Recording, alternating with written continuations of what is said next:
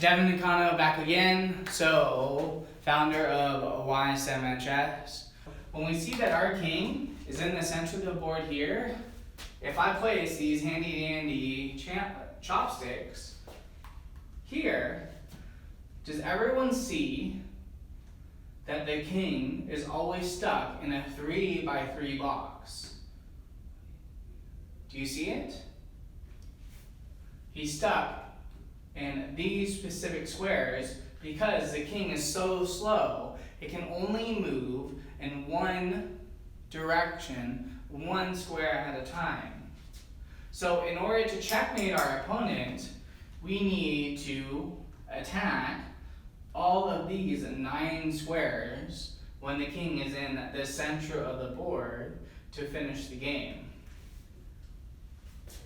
We can occupy those spaces with our pieces, with our opponent's pieces that we'll discuss later in our lessons, or even easier is we move our king to the edge of the board, and then we take a look and see that now we only have to attack 6 different squares to finish the game. This square, C8, this square, C7, D7, D8, and then E7 and E8. We can position our pieces to occupy and attack all 6 of those squares to finish the board. An even easier way to checkmate our opponent and finishing the game is attacking these 4 squares when our opponent is in the corner of the board. Now we only have to attack H7 and H8 and G7 and G8 to finish the game. Or if he's in this corner, then A7, A8, B7 and B8. Or down here, A1, A2, B1, B2, G1, G2, H1, H2. So when we're trying to checkmate our opponent, this is a really easy way to understand how to finish the game and then win the game. All right? Next, we are going to talk about draw positions. So a draw position occurs when our opponent has no squares that it can potentially go to. So for example, this is black's turn. See how the queen is attacking all of these squares, and this rook is attacking all of these squares on the 7th rank. Black can't go here because the queen will attack. It can't go here because the rook will attack. And it can't go here because the rook will attack. So the king has no legal move to finish our opponent, and that is why we're going to talk about passive pressure, active pressure, and locking our opponent in to finish the game and avoid situations like this. We're back, and we are going to talk about piece checkmates using a queen, and a rook to finish off our opponent's king. So for example, let's put our king in the center of the board to start. So we're going to talk about something called active pressure and passive pressure.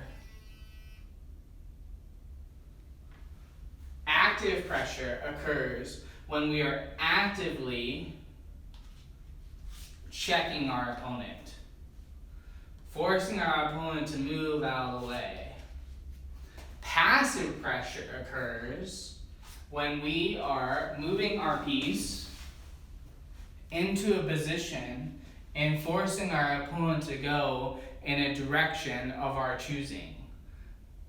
Passive pressure versus active pressure is an easy way to checkmate your opponent when you have a rook and a queen on a board. This, in fact, is called a queen and rook roller because we are rolling our opponent either to the top of the board, the bottom of the board, the edge of the board, and the edge of the board. Alright? So right now, we're going to force our opponent to go in the top right-hand corner? Yes. This corner, up here, up to the H file and the 8th rank. So right now, we've put active pressure on our opponent up to here. The king can move here, and what we're going to do is we're going to put more passive pressure on our opponent, and we're going to force our opponent up to the top of the board. And then now, more passive pressure, again, forcing our opponent to go up to the 8th rank, where we're going to use our queen to lock our opponent in on the 7th rank for an easy, quick checkmate. If our opponent goes here to E8, checkmate. If our opponent goes to from here to F8, checkmate. And then one more time, if our opponent goes to D8, rook to A8, A8 delivers a checkmate in any and all position. And the reason why this is so effective is that this rook creates a wall on the 6th rank, preventing our opponent from running down to the bottom of the board, to running away. Any position he goes to in this sequence forces him to the top of the rank and checkmate. Alright, now let's do another example.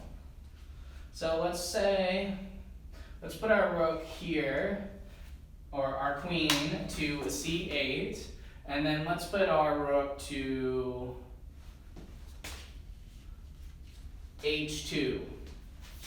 And can anyone tell me what direction that we should probably push him into? Leave a comment down below. So what we're going to do is we are going to actually push him down to the 1st rank in this position. And how we're going to do that, and it's white's turn to move, is we are going to put passive pressure on our opponent to moving to H5 and forcing our opponent down the board. So our opponent can go, for example, to D3, and we're going to use our queen to go from C8 to G4. And we're going to set up that roller again and roll him down. And then now some more passive pressure to H3 to force our opponent down towards A1 to finish the game. So the rook goes down here, where the king goes, and we're going to lock him in by using our queen to build a wall that prevents the king from going up. And this is a little bit of a tricky game, but nonetheless, we shall succeed. We shall vanquish our king. Our king moves to B2, and what we're going to do is we are going to put our opponent in check with active pressure, force our opponent down to C, what is that? 1, and then we're going to deliver checkmate. Leave a comment down below to tell me where in this position we should put the rook. Pause it. Ready? Set.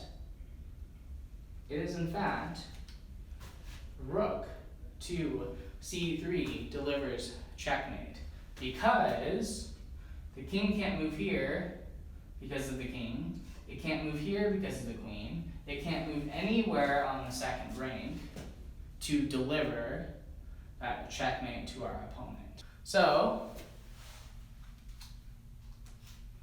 what do you think my first move is? Is it going to be passive pressure or active pressure? I particularly like the passive pressure, or really the active pressure. I personally really don't have a preference. I'm all about trying to finish the game the easiest way possible. So previously I've just been doing passive pressure. Let's do an active pressure video. So queen to e4, putting our king in check. And then king is going to move to d6. And what we're going to do is we can move to d4. But what do you think our opponent can do? Can our opponent just move back to e6 and just give us a headache because he can? If we keep on just checking him, we keep on doing active pressure, this is what happens. However, if we do passive pressure, we force our opponent to go in the direction that we want them to go into. Now to e5, king keeps on running. Run, king, run. And now he's at the edge of the board, and we can lock him in with the queen. Locking him in with the queen is critically important in this position. Hey, like and subscribe on the video, please. It helps a lot.